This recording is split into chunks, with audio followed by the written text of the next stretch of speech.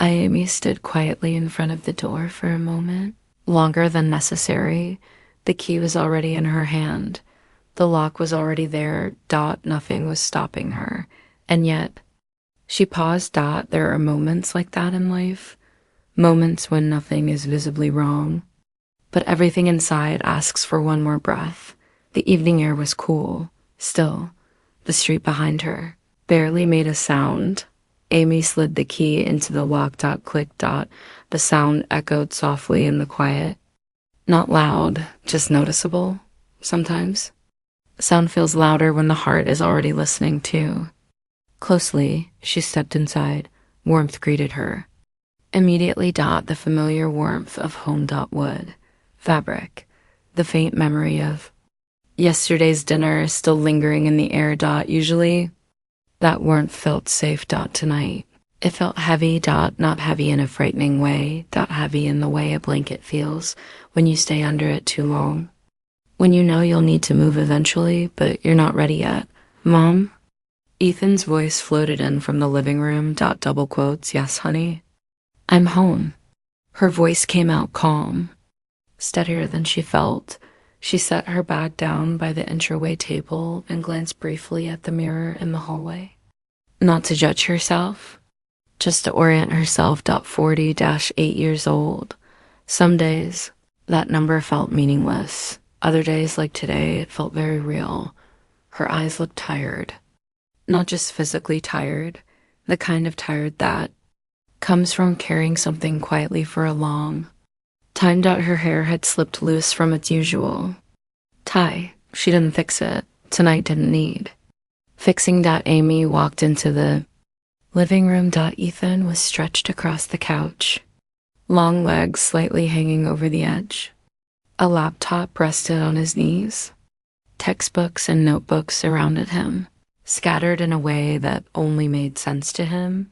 8 years old. So tall, now. Strong, in a way that sneaks up on you when you're not paying attention. How was work? He asked casually, eyes still on the screen. Fine, Amy said. Long. She watched him for a moment. Parents do that. They look at their children when the children aren't looking back, as if memorizing them quietly, as if knowing something might change soon. Ethan finally glanced up. Mom? Are you okay? She met his eyes. I'm just tired. It was a familiar answer. An easy answer, but it wasn't the truth. The truth was heavier. The truth had been sitting inside her chest for 17 years. Your dad's still at work?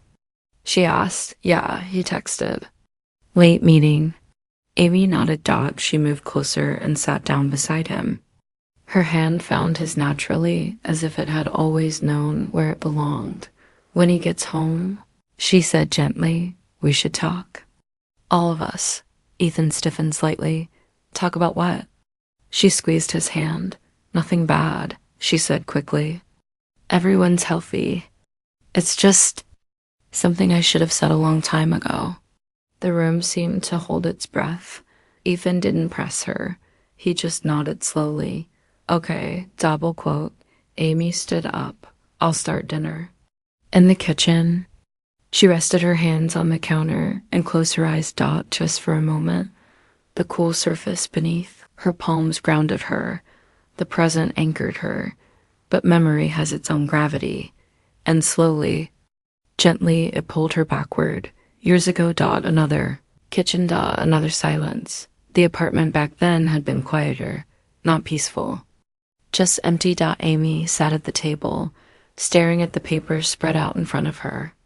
Divorce papers. Clean, organized, impersonal.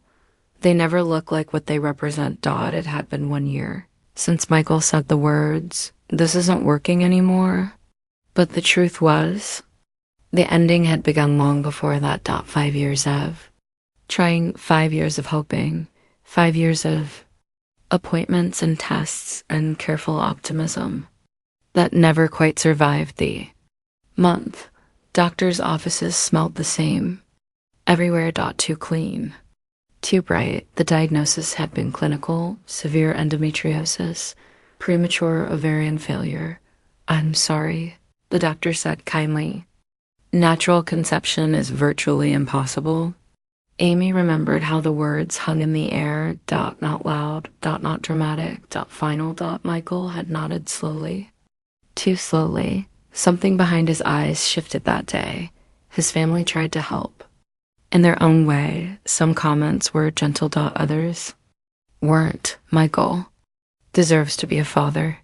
The words were never meant to hurt her. That didn't stop them from doing exactly that. Amy endured it all because she loved him, because she believed love could be enough, because she didn't want to be the woman who couldn't give her husband children and also couldn't hold the marriage together. I can adopt, she said once, desperately. We can adopt. Michael shook his head. It's not just about that anymore. The divorce was quick, civil, painfully polite. Amy moved to a new place. New neighborhood. New routine. The quiet followed her. One night, after crying herself to sleep for the 100th time, she dreamed. The hallway was long, white, clean in an unsettling way. Doors lined both sides, closed, silent. And then a voice, Mommy. A child's voice. Soft, urgent. Amy's heart began to race. Mommy, where are you? She ran. The doors blurred as she passed them. The voice grew louder. Mommy, I need you. At the end of the hallway stood one door. She knew without being told that her child was behind it. She reached for the handle and woke up. Gasping. Tears on her cheeks. The clock read 3:47 a.m. The city outside slept on. Unaware that something fundamental had shifted inside her, Amy sat there, breathing slowly. Hand pressed to her chest. The voice stayed with her, not as fear. As certainty. By morning, she was searching adoption agencies. Not impulsively, not frantically. Purposefully. The social worker warned her. Single-parent adoptions were complicated, special needs cases even more so. Financially stable, Amy said calmly. I have a home. I have health insurance. I have time. You don't have a second parent, the social worker said gently. Amy lifted her chin. Some children don't have any parents at all. 3 weeks later, the phone rang. A baby boy, 1-year-old, abandoned, malnourished, weak lungs. Most families had declined. Yes, Amy said. When can I meet him? The children's home was painted yellow. The color tried very hard to be cheerful. Amy noticed how quiet it was inside. Director didn't soften the truth. He may not survive to edge too. Amy listened, then she nodded. I'm prepared to love him. In a small room, separated from the others, she saw him. Tiny. Fragile. Breathing too fast. When his eyes opened and met hers, something inside her settled. Amy lifted him carefully. He weighed almost nothing. His fingers wrapped tightly around her own. Hello, she whispered. I'm here. And in that moment, without logic or proof or promise, she knew. The first night at home was quieter than Amy expected. Not peaceful, just still. The kind of stillness that makes you listen harder. Amy placed the small crib beside her bed. She didn't decorate it. Not yet. No mobile. No soft toys. Nothing that might distract her eyes from the one thing she needed to watch. Breathing. Ethan slept lightly. His chest moved quickly, unevenly. Too fast. Too shallow. Amy lay on her side, her face turned toward him, her body already learning a new instinct it hadn't known before. Listening. Not for noise, for absence, every few minutes. She reached out, placing 2 fingers gently on his chest, barely touching, just enough to feel the rise and fall. Up. Down. Slowly each time. The night stretched on. Time felt different now. It didn't move in hours. It moved in breaths. At 2 a.m. She checked again. At 4. At 6. She didn't need an alarm. Her body woke her before her mind did. By morning, she felt strangely calm. Exhausted, yes, but focused. This was her world. Now, keeping him here, the pediatrician didn't soften his words. He's severely malnourished. His immune system is compromised. His lungs are weak. Amy nodded. We'll monitor him closely. But I want you to prepare yourself. For what? She asked quietly, for the possibility that he might not make it. Amy didn't argue. She didn't cry. Not there.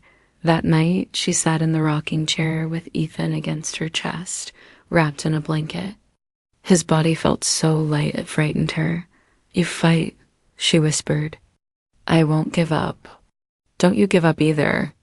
The room smelled like warm milk and clean sheets. The soft hum of the heater filled the space. Ethan slept. His hand never released her finger. Days blurred into nights. Amy learned how to mix formula precisely. Too much water could weaken him. Too little could strain his kidneys.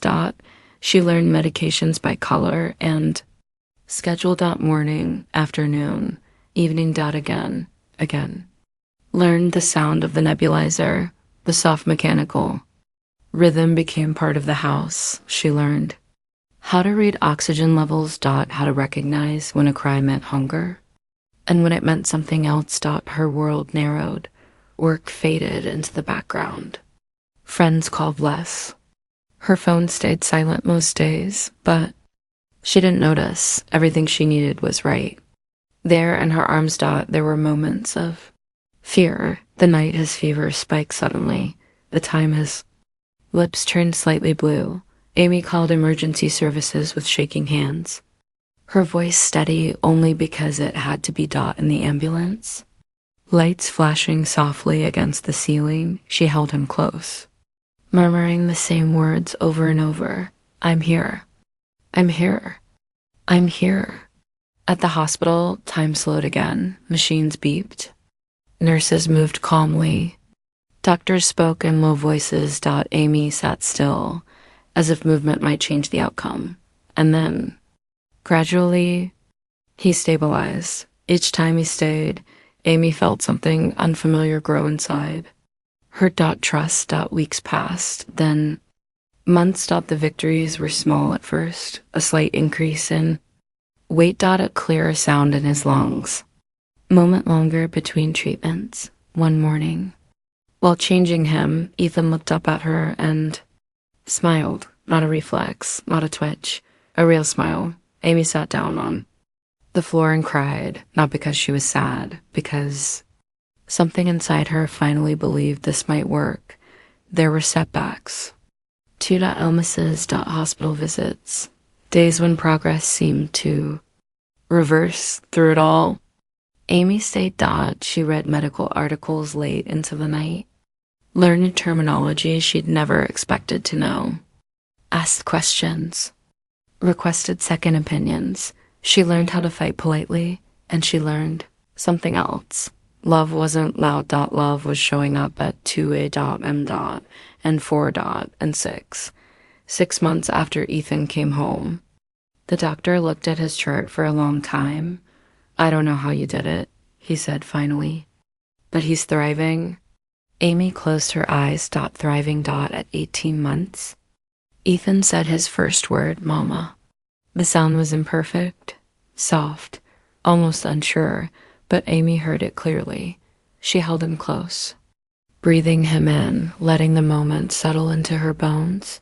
Years later, she would remember that sound when things felt uncertain. Time moved forward. More easily after that. Ethan grew stronger, louder, curious. He asked, why? Endlessly. Why the sky was blue, why dogs barked, why she smiled when he laughed. And then, one ordinary afternoon, Amy met Ben. She almost didn't go to the conference. Leaving Ethan felt wrong, but she went. In the hotel lobby, juggling her suitcase and a cup of coffee. She stumbled slightly. Ben caught the coffee before it spilled. Crisis averted, he said with an easy smile. He didn't rush, didn't impress, didn't dominate the space. They talked about work, about travel fatigue, about nothing important. When she mentioned her son, his expression softened. How old? 3. That's a good age. She smiled. Except for the why phase. He laughed quietly. They exchanged numbers. He called Dot. Amy hesitated.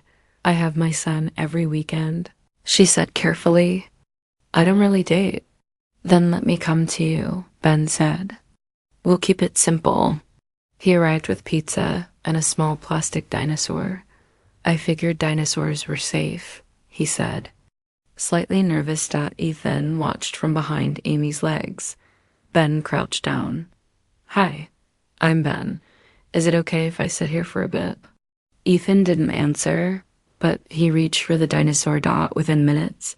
They were on the floor together, creating an elaborate story involving dinosaurs and dragons and heroes. Amy watched from the doorway, her heart doing something unfamiliar. Opening. Ben didn't rush the relationship. He showed up. Again. And again. He read bedtime stories, made silly voices. Sat quietly during nightmares. One evening, Amy told him the truth, that he's adopted. She said softly, that he was very sick. Ben didn't hesitate. He's incredible, he said. And so are you. They married when Ethan was 5. During the ceremony, Ben knelt in front of him. I'm marrying your mom, he said. But I want you to know. I choose you too. Ethan hugged him. Daddy. And just like that, the family found its shape. Time, once it decided to move again, did so quietly. Not in leaps, not in milestones that demanded attention, but in ordinary mornings. In repeated routines. In the gentle accumulation of days that felt similar enough to feel safe. Ethan grew, not suddenly. Not dramatically. Just steadily. Amy noticed it in small ways at first.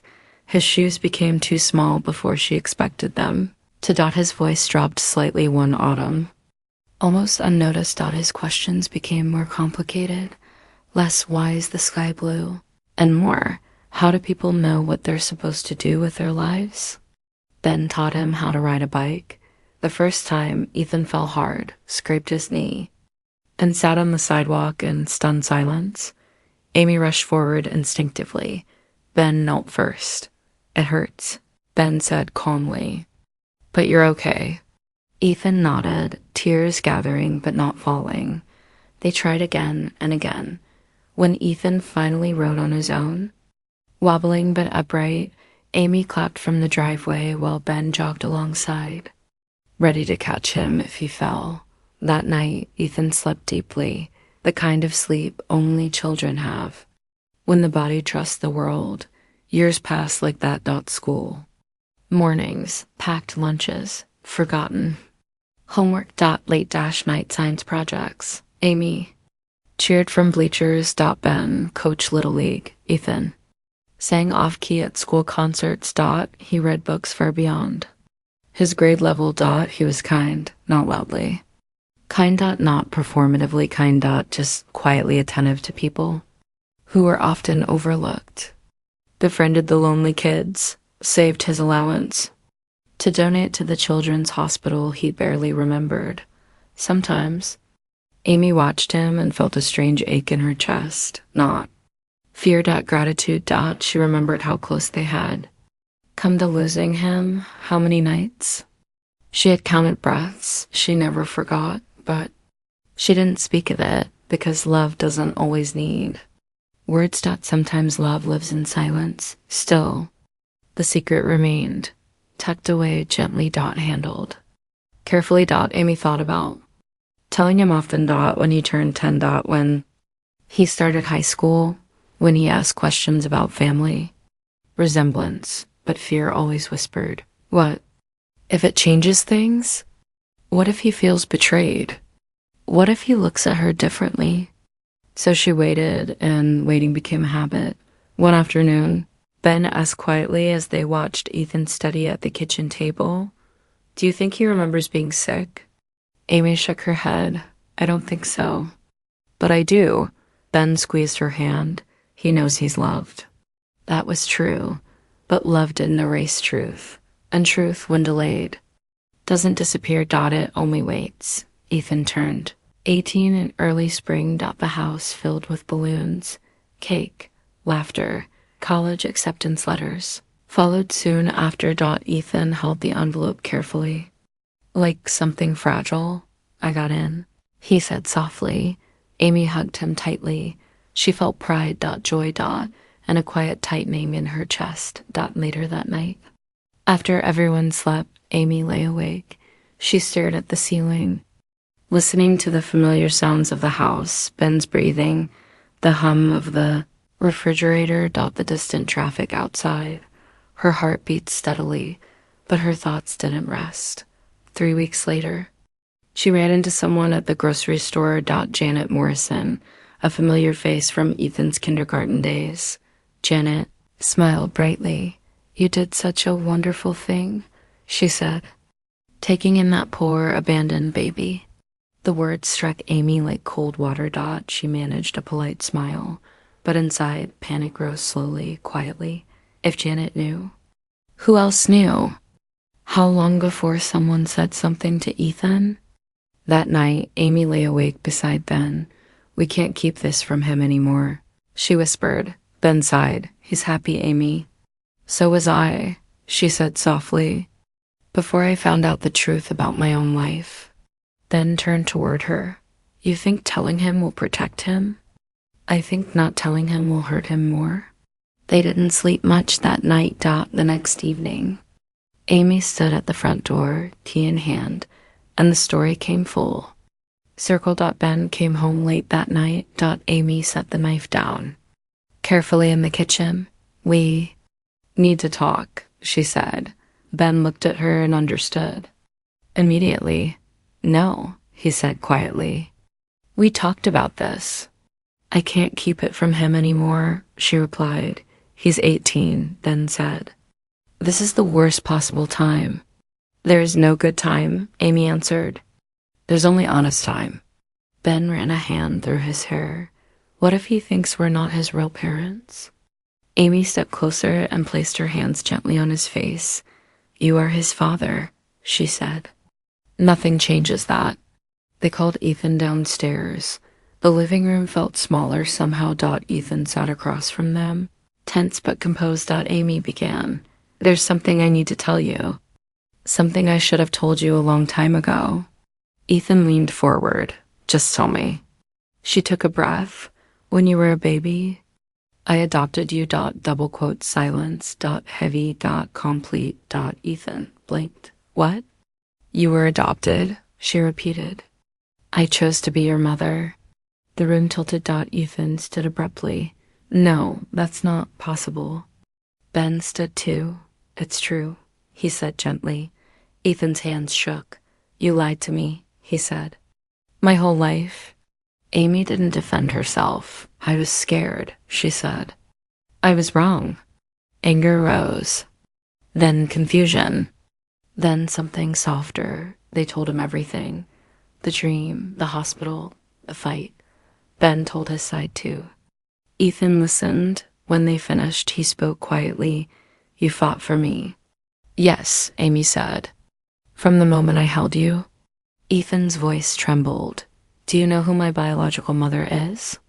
Amy nodded. She was very young, struggling. She gave you up because she couldn't take care of you. Ethan was silent for a long time. Then he said something that surprised them. Both. I'm not angry at her. Amy felt tears rise. She made it possible for me to have you. They sat together. Close. Not broken. Just changed. That night, Ethan didn't retreat to his room. He stayed, and the house breathed easier. The days after the truth was spoken felt strangely normal. Not unchanged. Just softer. The house moved at its usual rhythm. Morning light through the kitchen. Window. Coffee brewing. Footsteps on the stairs. Ethan didn't ask many questions, not because he didn't have them, but because some questions need quiet. Before they find their shape, Amy noticed small things. Ethan lingered a little, longer in doorways. He hugged her more often, not the quick, distracted hugs of a teenager, but the kind that stay a second longer than necessary. Ben watched quietly. One evening, while Ben and Ethan were at the hardware store, Amy sat alone at the kitchen table. Her laptop was open. House was silent in a peaceful way. Amy stared at the screen. She respected Ethan's choice. He had said he didn't need to search. That he already had his parents, but this wasn't about searching. It was about closing a circle. Somewhere out there was a woman who had made an impossible decision. 18 years ago, a woman who had loved a child enough to let him go. Amy needed to say thank you. The name from the adoption file came back. Isley. A search, a pause, a profile appeared. Monica. The photos showed a woman in her early 40s, thin, tired eyes, a hesitant smile. Amy's finger hovered over the message button. Then she typed, "My name is Amy. 18 years ago, I adopted a baby boy named Ethan. I believe you may be his biological mother. If you're willing, I would like to meet you." She pressed send. Then closed the laptop. 3 hours later, her phone vibrated. "Is he alive?" Amy sat down. "He's alive," she typed. "He's healthy. He's happy." The meeting took place at a small cafe halfway between their cities. Nothing special, just quiet. Amy arrived early, wrapped her hands around a cup of coffee she didn't drink. When Monica walked in, Amy recognized her immediately. In person, Monica looked smaller, fragile in a way that comes from carrying too much for too long. They sat across from each other. Neither spoke at first. Then Monica whispered, "Thank you for meeting me." Amy nodded. "Thank you for coming."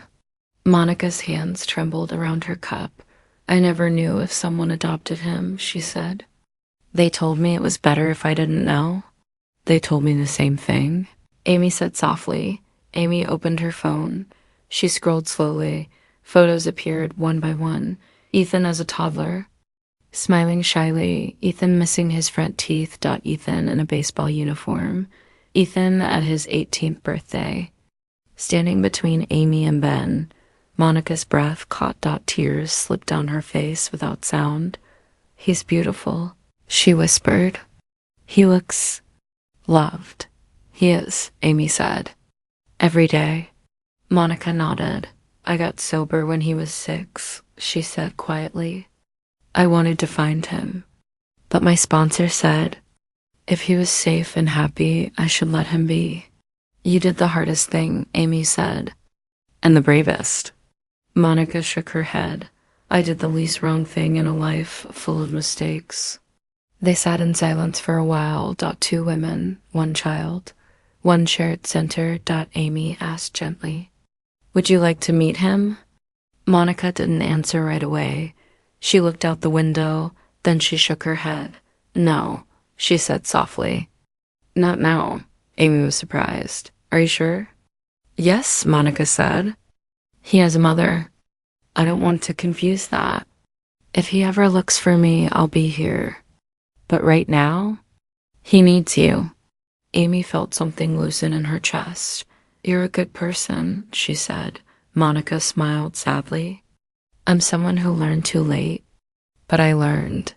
Before they parted, Monica reached across the table and squeezed Amy's hand. "Please tell him," she said. "Tell him that giving him up was the hardest thing I ever did, and that I think about him every day." Amy nodded. "I will." That evening, Amy came home to the sound of laughter. Ben and Ethan were in the living room, playing a video game, arguing gently about rules. "Pizza?" Ethan asked when he saw her. She sat between them on the couch. "I met her today," Amy said softly. Ethan went still. "My biological mother?" He listened quietly as Amy told him about Monica, about her sobriety, About her choice not to meet him. When Amy finished, Ethan leaned into her. She was right, he said. I already have a mom. Amy wrapped her arm around him, and you always will. Then pulled them both close. The evening stretched on gently. The house felt whole. After that, life did not suddenly become perfect. It simply became steady, and sometimes steady is the greatest gift. The mornings returned to their familiar rhythm. Light slipped through the kitchen window, soft and pale. The coffee machine hummed quietly. Footsteps moved through the house without hurry. Ethan slept in later now. College papers spread across his desk. Future plans waiting patiently. Not demanding answers yet, Amy noticed how easily he leaned into her presence. Not clinging. Searching. Just resting. As if something inside him had settled. Ben watched it all with quiet relief. Some evenings, the three of them sat together in the living room, without speaking much, a show playing softly in the background. Phones forgotten on the table. The gentle comfort of simply being near one another. These moments didn't ask to be remembered. They were already enough. Amy found herself thinking less about the past, not because it had disappeared, but because it no longer needed guarding. The truth was no longer a weight she carried alone. It lived in the open now. Safe. Handled with care. One night, Ethan stood in the kitchen while Amy washed dishes. The water ran steadily. The sound filled the space between them. Mom, he said quietly. Yes? Do you ever think about the dream? The one you told me about? Amy smiled softly. All the time. What do you think it meant? Amy dried her hands slowly before answering. I think it was an invitation, she said. Not a promise. Not a command, just a call. Ethan nodded. I'm glad you answered it. Amy reached out and touched his shoulder. So am I. Later that night, the house grew still. Ben fell asleep first. His breathing deep and even. Amy lay awake a little longer, listening. She listened to the sounds she had once feared. Silence. But now, silence felt different. It was no longer empty. It was full. Full of presence, full of continuity, full of tomorrow waiting quietly. She thought of Monica. Of the courage it had taken to let go, of the courage it had taken to stay. Amy understood now that motherhood had many shapes. Some women give birth, some women let go, some women wait in silence until a child calls their name. None of them are small, none of them are invisible. Somewhere down the hall, a floorboard creaked softly. Amy turned her head. Ethan stood there, rubbing his eyes. Half awake. I can't sleep, he murmured. Amy lifted the blanket slightly. Come here.